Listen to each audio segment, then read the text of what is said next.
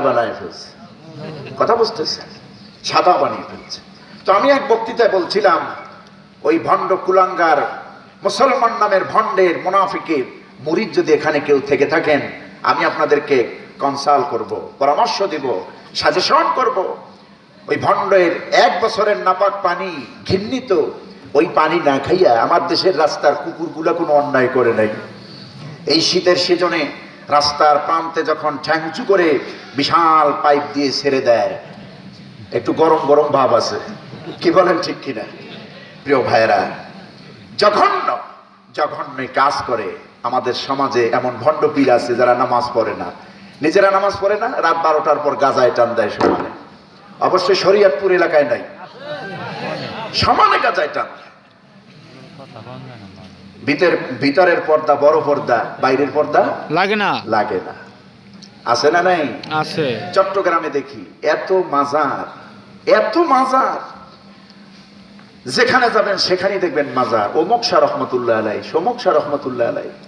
আমি অবাক, বান্দরবান, খাগড়াছড়ি, চিটাং শহর তো পাহাড়ের উপরে।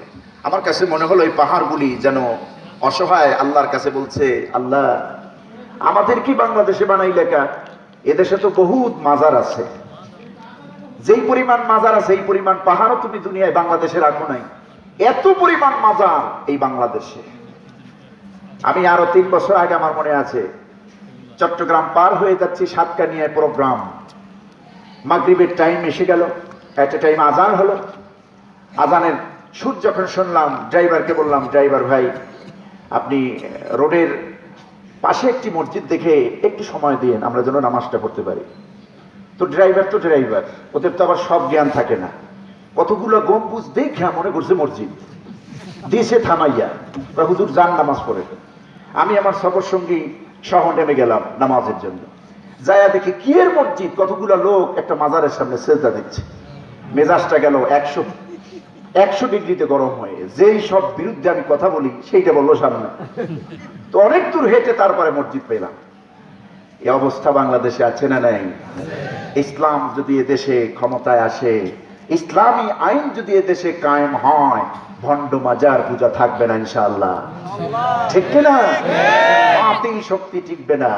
এরাই ইসলামের সবচেয়ে বেশি ক্ষতি করেছে, সবচেয়ে বেশি ক্ষতি করেছে। এরা বুঝাতে চেয়েছে এটার নাম ইসলাম, অথচ ইসলাম একটি পরিচ্ছন্ন ধর্মের নাম।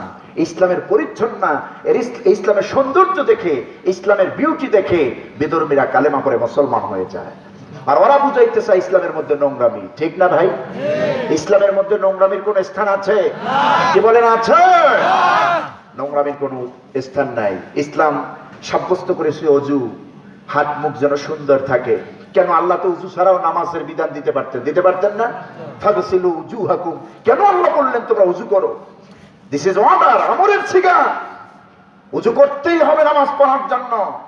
ফাইল্লাম তাজিদু মান ফাতায়াম্মামু সাঈদান তাইয়্যিবা, যদি মাটি, পবিত্র পানি না পাও, পবিত্র মাটি দিয়ে তায়াম্মুম করো নির্ধারিত বিধানে, তবুও পবিত্র হতে হবে। সুবহানাল্লাহ। আজ তো দেখি এক দেশে গোবর দিয়া গোসল করে। একটা গাভীর দুধ আর গোশত খাই আমরা, আর ওরা গোবর দিয়ে গোসল করে। দেখতেছেন না কি নোংরামি? এই নোংরামি ইসলামে সাপোর্ট করে না। ইসলাম পুত পবিত্র ধর্মের নাম, ইসলাম পুত পবিত্র জীবন বিধানের নাম, ঠিক কিনা বলো? আজকে নাস্তিকেরা সুযোগ পেয়েছে, এই বামরামেরা, এই ভণ্ডদেরকে দিয়ে তারা সুযোগ পেয়েছে। একটা বললো সেদিন টকশোতে, দেখছেন না, যে কাবা ঘর নাকি স্ট্যাচু, কাবা ঘরও নাকি একটা ভাস্কর্য।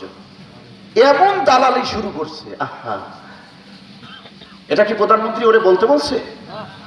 আমার তো মনে হয় না। দালালি করতে করতে কোন জায়গায় গিয়ে করছে। ইমান আমল তো বেচছেই, কাবা ঘরটারও বেঁচে দিচ্ছে। কাবা ঘর নাকি স্ট্যাচু। এর পুরান জুতা দিয়ে পিটাইল, ইসলামের হক আদায় হয় না, ঠিক কিনা? আমি প্রায় বক্তব্যে বলেছি যে আলেম হতে পারে না, টুপি একটা মাথায় চাপাইয়া বিশাল একটা জুব্বা পরাইয়া ওই টকশোতে নেওয়া হয়েছে। এ আলেম নয়, একে আলেম বানানো হয়েছে, সাজানো হয়েছে। কোন হক্কানি আলেম, কোরআন হাদিস পড়ুয়া, ক্লাস ওয়ারি, পড়াশোনা করে কোন হক্কানি আলেম এমন বাজে কথা, এমন ইমান বিধ্বংসী কথা মানুষের সামনে প্রকাশ্যে ময়দানে বলতে পারে না, ঠিক ঠিক কিনা? কাবা ঘরটার তুমি স্ট্যাচু বানাইলে, যেই কাবা ঘরের নির্মাতা কে? আল্লাহ। আল্লাহ সুবহানাহু ওয়া তাআলা ফেরেশতাদের মাধ্যমে বানিয়েছেন। সমস্ত নবীরা যেই ঘরটারে বানিয়েছেন, যেই ঘরের সঙ্গে আল্লাহর আরশে আজিমের সম্পর্ক, 120টার উপরে দৈনিক প্রতিটা মুহূর্তে রহমত নাজিল হয়। নীল আর্মস্ট্রং যখন চাঁদে গিয়েছিলেন তখন দেখলেন পৃথিবীর সব অন্ধকার, কোথাও কোনো আলো বিচ্ছুরিত হয় না, শুধু দুইটা জায়গা থেকে আলো বিচ্ছুরিত হতে দেখেছেন, একটা মক্কাতুল মুকাররমা খানায় কাবা, কাবা ঘর, আর একটা মদিনাতুল মুনাওয়ারা আমার নবীর মসজিদ। এই কাবা ঘরকে স্ট্যাচু বলেছে। মিনায় যেখানে আমরা শয়তানকে কঙ্কর নিক্ষেপ করি সেখানে বলেছে স্ট্যাচু। আমার বন্ধুগণ, এদের বিচার একদিন হবে ইনশাআল্লাহ। মুনাফিকি করে এই দেশে থাকা যাবে না ইনশাআল্লাহ, ঠিক কিনা? আমি বিশ্বাস করি এদেশের তাওহীদি মুসলমান ইমানে মজবুত, তারা বাতিলকে হককে তারা বুঝতে পারেন অল্পতেই, ঠিক না? আমরা আল্লাহর কাছে সাহায্য চাইব। আমরা সব কিছু দেখি, সব বুঝি, কিন্তু বলা নিষেধ। তারপরও হিকমতের সাথে চলতে হবে, আল্লাহর কাছে সাহায্য চাইতে হবে। যেহেতু এই ধরনের মুসিবত, সত্য কথা বলতে না পারা, নানাবিধ কায়দায় বাধাগ্রস্ত হওয়া, এটা আমরা নই, আমাদের যারা নবী ছিলেন সমস্ত নবীরাই সত্য বলতে গিয়ে বাধাগ্রস্ত হয়েছেন না? সমস্ত নবীদেরকে বাধা দেওয়া হয়েছে। ওই নবীরা, নবী এবং রাসূল আল্লাহর উপরে তাওয়াক্কুল করেছিলেন। তারা বলেছিলেন, وَمَا لَنَا أَلَّا نَتَوَكَّلَ عَلَى اللَّهِ وَقَدْ هَدَانَا سُبُلَنَا। আমরা আল্লাহর উপরে তাওয়াক্কুল করব না, ভরসা করব না, তো কার উপরে ভরসা করব? তিনি তো আমাদেরকে সঠিক এবং সিরাতে মুস্তাকিমের রাস্তা দেখিয়েছেন। তিনি আমাদেরকে সঠিক রাস্তা, জান্নাতের রাস্তা কোনটা দেখিয়েছেন। আর সব নবীদের উদ্দেশ্য ছিল আল্লাহর সঙ্গে, জাতির সঙ্গে পরিচয় করিয়ে দেওয়া। সব নবীদের টার্গেট মানুষকে জান্নাতমুখী করা, আল্লাহমুখী করা, ঠিক কিনা? কোন নবী নাই যেই নবীরা আল্লাহর দিকে আহ্বান করেন নাই। আল্লাহ রাব্বুল আলামিন বলেন, এই পৃথিবীতে সমস্ত নবীদেরকে আমি আল্লাহ পাক পাঠিয়েছি। কেন পাঠাইলাম শোনো, বিনা কারণে পাঠাই নাই। নবুয়তি রিসালাত দিয়েছি, তাদের দায়িত্ব কি শোনো। وَلَقَدْ بَعَثْنَا فِي كُلِّ أُمَّةٍ رَسُولًا أَنِ اعْبُدُوا اللَّهَ وَاجْتَنِبُوا الطَّاغُوتَ। আর আমি প্রত্যেক যুগে জাতির জন্য, কওমের জন্য, উম্মতের জন্য প্রয়োজন অনুযায়ী নবী এবং রাসূল পাঠিয়েছি। তাফসিরে মাফাতিহুল গায়ব আল্লামা ইমাম ফখরুদ্দিন রাজি রহমাতুল্লাহ আলাইহি যে গ্রন্থখানি লিখেছেন, তাফসিরে কাবিরের মধ্যে বর্ণনা এসেছে, এই পৃথিবীতে রিসালাত পেয়েছেন আল্লাহর পক্ষ থেকে রাসূল যারা, নবী না, শুধু রাসূল যারা, তাদের সংখ্যা প্রায় 313 থেকে 15 জন। এরপরে বাকি রয়েছেন নবী। এই নবী এবং রাসূলদেরকে আল্লাহ পাঠিয়েছেন এক আল্লাহর গোলামির জন্য। কার গোলামি? জোরে আওয়াজ দিয়ে বলেন, কার? আল্লাহর। আর সমস্ত নবীদের বক্তব্য, আনি ইবুদুল্লাহ, এক আল্লাহর গোলামি করো, এক আল্লাহর দাসত্ব করো, মাথা নত করো। এই মূর্তি পূজা চলবে না, সূর্য পূজা চলবে না, গাছের পূজা, মাছির পূজা, অগ্নি পূজা, এই পূজা চলবে না। এগুলি যিনি বানিয়েছেন সে মহান আল্লাহ সুবহানাহু ওয়া তাআলার সামনে মাথা নত করে দাও। এই বক্তব্য যখন নবীদের পক্ষ থেকে দেওয়া হলো, তখন তগুত শক্তি সামনে আসলো। তগুত বলা হয় ওয়াজতানিবুত তাগুত। আল্লাহ বলছেন তগুত থেকে তোমরা বিরত থাকো, ফিরে থাকো। তগুত কারে বলে? যে ইসলাম নিজে মানে না, অন্যকে মানতেও দেয় না। আমার কথা মনে হয় বুঝেন না আপনারা? ইসলাম নিজের মধ্যে নাই, আল্লাহ রাসূল বিশ্বাস করে না, নিজে মানে না, অন্য কেউ মানতে দেয় না। এরে বলে কি? জোরে কোন, এরে বলে কি? এ তগুত বুঝি বাংলাদেশে নাই? আছে। হ্যাঁ আছে। আছে না নাই? আছে। আছে। এ তগুত আছে বলি তারা বলে মসজিদের মিনার থেকে যখন আজান হয়, আমার কাছে মনে হয় বেশ্যা তার খরিদ্দারকে ডাকতেছে। ইনিও আবার একজন কবি, স্বনামধন্য কবি, যাকে মর্যাদা দেওয়া হয়েছে। ইনি একজন কবি। এর চাইতে আমার কবি কাজী নজরুলের মর্যাদা কি কম? আল্লাহর কাছেই তো বেশি, মুসলমানদের কাছে বেশি, ঠিক কিনা? ওই কবি নাস্তিক কবি বলছে তার কাছে নাকি মসজিদের মিনারের আজানটা বেশ্যার খরিদ্দারের মতো শোনা যায়। আমার কবি কাজী নজরুলের পায়ের ধুলির মর্যাদাও তোমার নাই, যোগ্যতাও তোমার নাই। তুমি নাস্তিক, তুমি মুরতাদ, তুমি বেঈমান।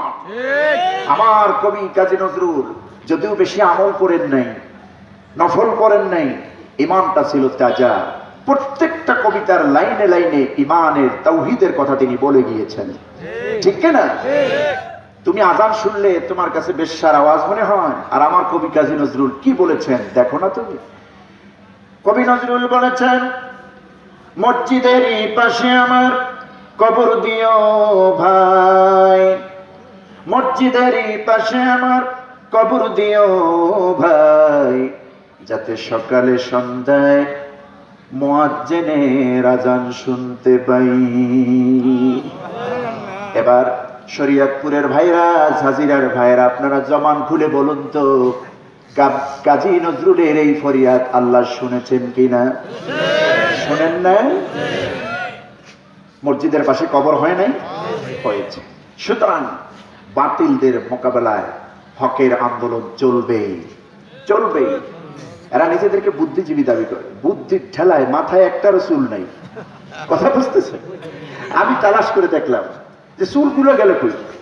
এত বড় যদি বুদ্ধি হয়, মোষ আছে ট্রাকের টায়ারের মতো। ট্রাকের টায়ার, এমআরপি টায়ার যে মোটা, এর চাইতে বেশি মোষ হলো ওদের। তো চিন্তা করলাম চুল কই, এত বুদ্ধি। তবে ভেবে পাইলাম যে কুবুদ্ধি থাকার কারণে একটার মাথায় আল্লাহ চুল রাখে নেয়।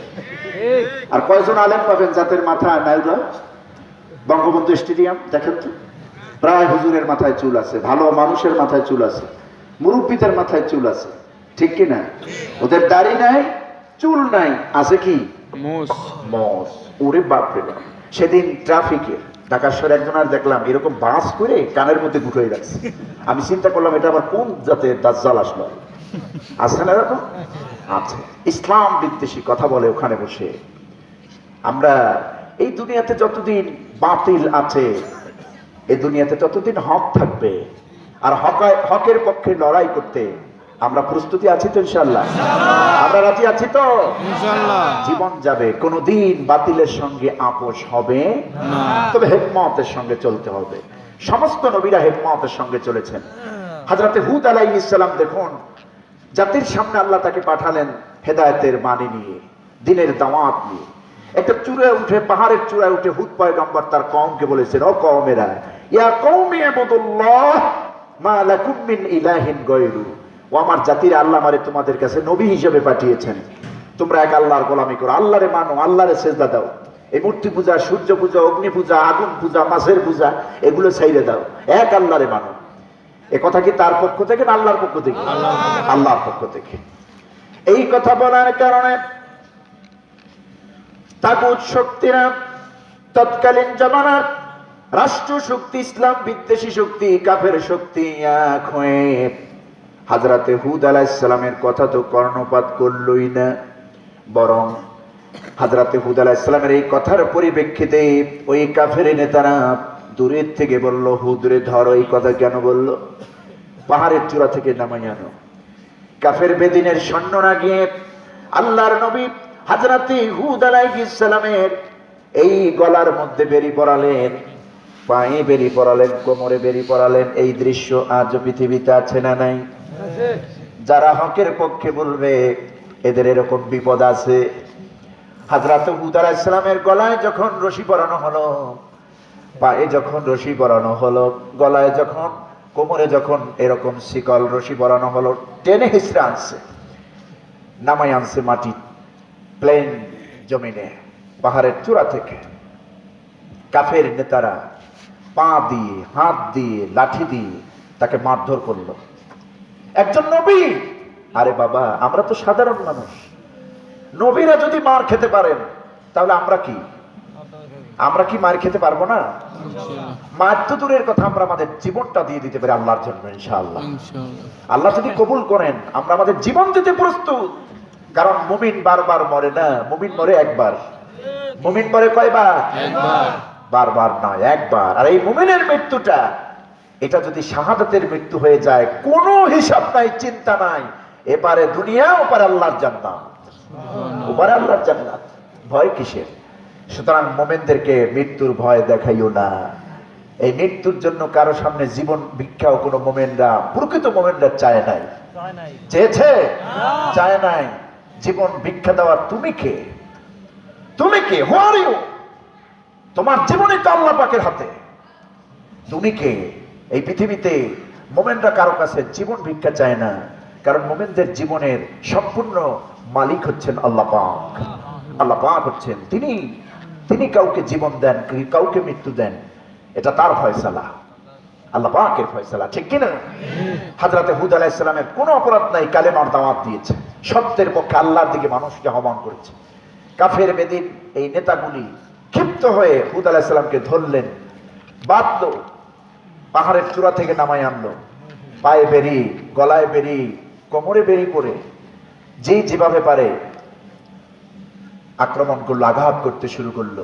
হযরত হুদ আলাইহিস সালামকে এমন ভাবে মেরেছে, আল্লাহ পয়গম্বর হুদ আলাইহিস সালাম একটানা 5 থেকে 7 দিন পর্যন্ত বিছানাগ্রস্ত হয়ে পড়ে রয়েছিলেন। বন্ধুগণ আমার, হযরত হুদ আলাইহিস সালাম বিছানাগ্রস্ত হয়ে শুয়ে পড়লেন। বিছানার মধ্যে আল্লাহ পাক তাকে ওহী করে জানায় দিলেন, হুদ রে, তুমি ভয় পেও না, শঙ্কিত হয়ে যেও না, আমি আল্লাহ পাক তোমার সঙ্গে আছি। তুমি কাফেরদেরকে জানায় দাও, কাফেরেরা কত মারবি, ঢাল, তলোয়ার, গুলি, পিস্তল, রাইফেল, এলএমজি, এমএমজি তোমাদের কত আছে, নিয়ে আসো, আমার বুক ঝাঁকঝাঁক করে দাও, আরো প্রতিশোধ নাও। ফাকিদুনি জামিয়ান থুম্মা লা তুনযিরুন, যত ষড়যন্ত্র আছে করো আমার বিরুদ্ধে, এক মুহূর্তের জন্য আমাকে অবকাশ দিও না, রুখসত দিও না, যত ষড়যন্ত্র আছে করো, আমি তো আল্লাহর উপরে সবর করে রইলাম। সুবহানাল্লাহ। বিপদে আপদে মুসিবতে দ্বীনের দাওয়াতের কাজে হিকমত খাটিয়েছেন নবীরা, সবর করেছেন নবীরা, ঠিক কিনা? সুতরাং আমাদেরকেও আল্লাহর রাস্তায় কাজ করতে হলে এই সবর করতে হবে, আর আল্লাহর কাছে সাহায্য চাইতে হবে। ইস্তাঈনু বিস-সাবরি ওয়াস-সালাহ, আল্লাহ বলছেন ইস্তাঈনু, তোমরা সাহায্য চাও বিস-সাবরি ওয়াস-সালাহ, নামাজ এবং সবরের মাধ্যমে। আমরা তো নামাজ পড়ি, আল্লাহ যেন নামাজগুলি কবুল করেন, এবং ধৈর্য ধারণ করতে হবে। বাতিলের বিপক্ষে মোকাবেলা করতে গিয়ে সবর ইখতিয়ার করতে হবে, অধৈর্য হওয়া যাবে না। মুমিন ভুলে একই গর্তে দ্বিতীয়বার পা দেয় না, ঠিক কিনা? মুমিন ভেবে চিনতে পা দেয়। সুতরাং আমরা মোকাবেলা করব ধৈর্যের মাধ্যমে, রাইফেল দিয়ে নয়, হকি স্টিক দিয়ে নয়, পিস্তল দিয়ে নয়, বাঁশের লাঠি দিয়ে নয়, আমাদের ঈমান দিয়ে আমরা মোকাবেলা করব, ঠিক? ধৈর্যের সঙ্গে। সব নবীরা ধৈর্যের সঙ্গে মোকাবেলা করেছেন, ঠিক কিনা? ধৈর্যের সঙ্গে তারা আল্লাহর কাছে চেয়েছেন বিপদে আপদে। এই পৃথিবীতে নবীরা যতটা বিপদে পড়েছে, এতটা বিপদে কেউ পড়েছে না। হযরত ইউনূস আলাইহিস সালাম দেখুন কত বিপদে পড়েছে, জাতির অবাধ্যতার কথা কেউ শোনে না, রাগ হয়ে রওনা দিলেন নদী পার। আল্লাহ পাকের অনুমতি না নিয়ে যখন গেলেন, আল্লাহ তাকে কিছুটা পরীক্ষা করলেন, নৌকা থেকে ফেলে দিলেন, পড়ে গেলেন সমুদ্রের মধ্যে। অতল তলদেশ থেকে একটি মাছ এসে হযরত ইউনূস আলাইহিস সালামকে গ্রাস করলেন। তাফসীরের বর্ণনা এসেছে, যে মাছটি ইউনূস নবীকে গ্রাস করেছে, ওই মাছটি আরো কয়েকটি মাছে গ্রাস করেছে। এভাবে চলল হযরত ইউনূস আলাইহিস সালাম মাছের পেটে। আমি বাসা আমার বরিশালে, ঢাকায় পল্লবীতে জুমার নামাজ পড়াই, প্রতি জুমায় ঢাকায় যাই মাহফিল ছাড়া, সপ্তাহে প্রতিদিন যাই, আবার ওই লঞ্চে ফিরে আসি বরিশালে। তো মাঝে মধ্যে কেবিনের ব্যবস্থা হয় না। বরিশালের লঞ্চ তো সুন্দর সুন্দর লঞ্চ, দেখছেন না আপনারা? সুন্দরবন, সুরভি, অ্যাডভেঞ্চার, মনে হয় যেন বাংলাদেশের সবচেয়ে বিলাসবহুল এবং আরামদায়ক জার্নি লঞ্চই হয়। আমি বিমানে তো কতবার চড়েছি, বাংলাদেশের ডোমেস্টিক, এই বাংলাদেশি, তাতে অত আরাম নাই, অত সৌন্দর্য নাই। লঞ্চের মধ্যে যে আরাম আছে, মাঝে মধ্যে কেবিনগুলি পাই না, তখন কি করা যায়, স্টাফ কেবিনে আমরা থাকি। তো স্টাফ কেবিনটা হলো মুরগির খোপের মতো, কথা বুঝতেছেন? একেবারে সংকীর্ণ একটি প্রকোষ্ঠ, এর মধ্যে থাকতে হয়। তো আমি একবার ঢুকলাম, ঢুকে দেখলাম সর্বনাশ। কি হয়েছে? লা হাওলা ওয়ালা কুওয়াতা ইল্লা বিল্লাহ। প্রিয় ভাইরা, তো স্টপ ক্যাবিনটা হচ্ছে এত ছোট্ট যে আমার শ্বাস বেরিয়ে যাচ্ছে, শ্বাস বন্ধ হয়ে যাচ্ছে। চিন্তা করলাম এর মধ্যে মানুষ থাকে কেমনে। তখন আমার কোরআনের পাতায় মনে পড়ে গেল ইউনূস আলাইহিস সালামের কথা। স্টপ কেবিনে আমি শ্বাস বন্ধ হয়ে যাচ্ছে, শ্বাসরুদ্ধ হওয়ার পালা। ইউনূস পয়গম্বর একটা মাছের পেটে কেমনে রইল, যত বড় মাছই হোক পেটের মধ্যে তো। আর একদিন দুই দিন না, কয় দিন? 40 দিন। কোরআন বলছে হযরত ইউনূস আলাইহিস সালাম একদিন দুই দিন নয়, 40টা দিন মাছের পেটের মধ্যে রইলেন। আল্লাহর একজন পয়গম্বর, দামি নবী, এমন দামি নবী যার নামে আল্লাহ রাব্বুল আলামিন এই কোরআন একটা সূরার নামকরণ করেছেন। হযরত ইউনূসের নামে সূরা আছে না? আছে। হযরত ইউনূস আলাইহিস সালামকে মাছের পেটে রাখলেন আল্লাহ 40টা দিন। কয় দিন? 40টা দিন রেখেছেন। আল্লাহ পাক মাছকে অর্ডার করলেন, মাছ রে খবরদার, তোর মধ্যে আমি আমার ইউনূসের থাকার ব্যবস্থা করে দিলাম, তোর মধ্যে থাকার নির্দেশ করে দিলাম। তার মানে কোনো বাহাদুরি চলবে না, আমার ইউনূস যেন কষ্ট না পায় এমন আচরণ করবি না, আমার ইউনূস যেন কষ্ট পায় এমন আচরণ করবি না। আমার ইউনূসের জন্য তোর পেটটাকে আমি মসজিদ বানায় দিলাম। খবরদার মাছ গোশতাকি করবি না, বেয়াদবি করবি না। আমি কেন পাঠাইলাম সেটা আমার আবেদ, আমি মাহবুদের সম্পর্ক, আমি আল্লাহ বান্দার সম্পর্ক তুই জানার দরকার নাই। তোর মধ্যে পাঠাইছি, কয়েকদিন রিজার্ভ রাখবি, বেয়াদবি করবি না, হজম করবি না। হজম করেছিল না। পৃথিবীর সবচেয়ে বড় প্রাণী কিন্তু মাছ, সেটা আপনারা জানেন? জানেন আলহামদুলিল্লাহ। নীলতিমি, সমুদ্রের নীলতিমি হচ্ছে পৃথিবীর সবচেয়ে বড় প্রাণী। আমরা তো দুনিয়াতে হাতি মনে করি বড় প্রাণী। আমেরিকায় একটি আবিষ্কার হয়েছে একটি পাখির নাম, এত বড় পাখি, সাইজও বড়, এবং এই পাখিটি যখন একবার ওড়া আরম্ভ করে একটানা 8 মাস উড়তেই থাকে। একটা পাখি 8 মাস উড়ে। আর একটা পাখির আবিষ্কার হয়েছে যে ওরা শুরু করে পিছনের দিকে, সামনে উড়ে না, পিছনের দিকে যায়। এই বিজ্ঞানী তথ্য আমরা খুঁজে পাই কোরআন থেকে, কোরআনের আয়াতগুলি থেকে। প্রিয় ভাইরা, তো নীলতিমি পৃথিবীর সবচেয়ে বড় প্রাণী। তো নীলতিমির যে তিমি, এর থেকেও তো বড় প্রাণী আল্লাহ সমুদ্রে রেখেছেন, রেখেছেন না? আমরা হয়তো বা এখন পর্যন্ত আবিষ্কার করতে পারি নাই। এরকম একটি প্রাণী যদি ইউনূস নবীকে মাছের মধ্যে রাখেন, আল্লাহ পাক সেখানে সুরক্ষিত একটি জায়গায় তাকে হেফাজতে রেখেছেন। মাছকে অর্ডার করলেন, খবরদার মাছ বেয়াদবি করিস না। বন্ধুগণ আমার, একদিন দুই দিন নয়, 40টা দিন একটানা। কয়দিন? 40টা দিন রইলেন মাছের পেটে। হযরত ইউনূস আলাইহিস সালাম মাছের পেটের মধ্যে তাসবিহ পড়তে লাগলেন। কি তাসবিহ? কোরআন আল্লাহ আয়াত করে কোট করে রাখলেন तमाम পৃথিবীর মানুষের জন্য।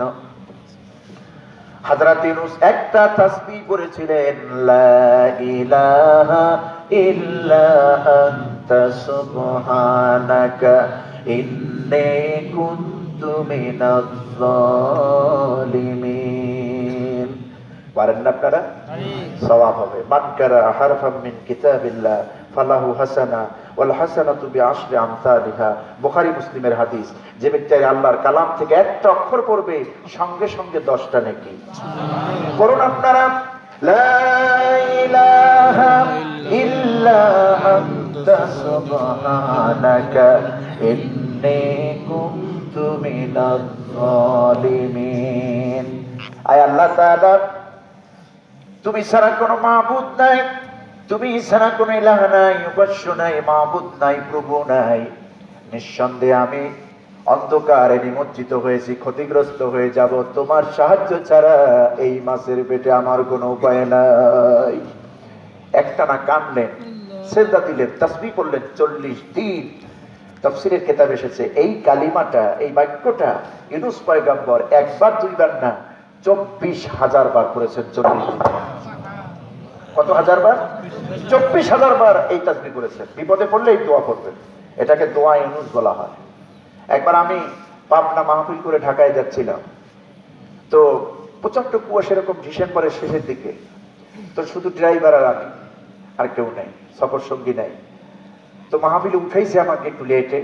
পরের দিন আমার জুমা।